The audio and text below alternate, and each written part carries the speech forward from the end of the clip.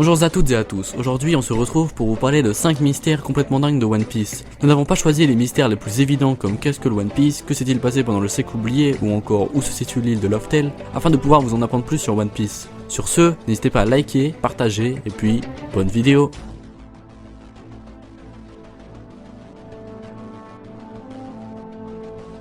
Il aurait vécu 800 ans avant l'époque actuelle, soit durant le siècle oublié. Son nom a été mentionné la première fois lorsque Nico Robin a lu le poneglyphe qu'il avait adressé à l'île des hommes poissons, dans la forêt marine.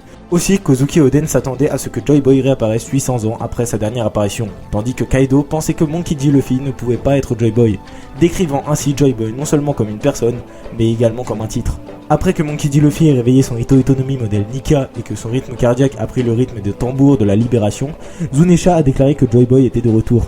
Zunisha reconnaît alors Luffy comme étant Joy Boy.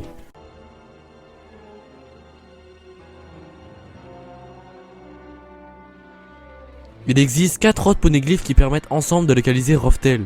A ce jour, les personnes qui possèdent 3 rods poneglyphes sont Luffy, Shanks et Barbe Noire. Nous ignorons pour le moment où est la dernière stèle qui aurait été perdue. Dans tous les personnages qui pourraient l'avoir, nous pouvons citer l'homme à la cicatrice de feu, Shanks le roux, Barbe Noire ou encore le gouvernement mondial. Pour moi, la théorie la plus probable serait que ce soit le gouvernement mondial qui se soit emparé du dernier rod poneglyph. Cela expliquerait pourquoi personne n'a pu trouver le One Piece pendant plus de 20 ans. Mais connaissant les méthodes d'Eiichiro Oda, il est possible que nous ayons faux sur toute la ligne et qu'encore une fois, ils nous surprennent.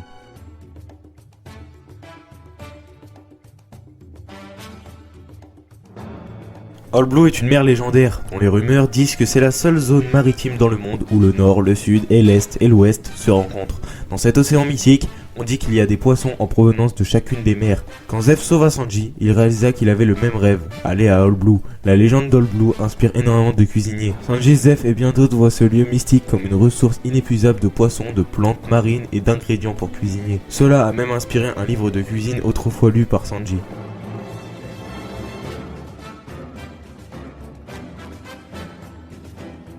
Dans l'univers de One Piece, plusieurs personnages portent l'initiale D dans leur nom. Cette lettre mystérieuse a fini par être appelée la volonté du D.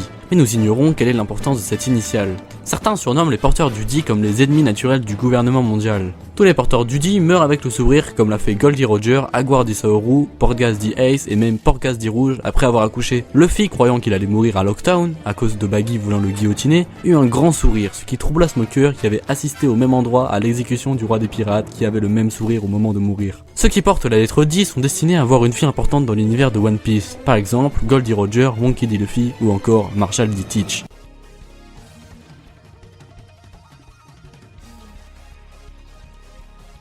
Le triangle de Florian est une zone maritime de grande laine qui se situe entre Water 7 et l'archipel de Sabaody. Ce lieu particulier où règne un brouillard épais que la lumière ne peut pas traverser a entraîné la disparition de centaines de bateaux dans des conditions assez mystérieuses. Le triangle est aussi réputé pour ses navires fantômes dirigés par des morts vivants qui semblent naviguer sur ses eaux. Gecko Moria et son équipage résidaient auparavant dans le triangle de Florian sur leur navire. On le nomme Thriller Bark. Pour cette raison, le triangle de Florian sert de cadre général à la saga Thriller Bark. Nous avons évoqué le triangle de Florian dans cette vidéo car à la fin de l'arc, nous avons pu apercevoir 3 silhouettes de monstres géants. A ce jour, nous ne savons toujours pas ce que cela peut être, malgré plein de théories créées par les fans de One Piece.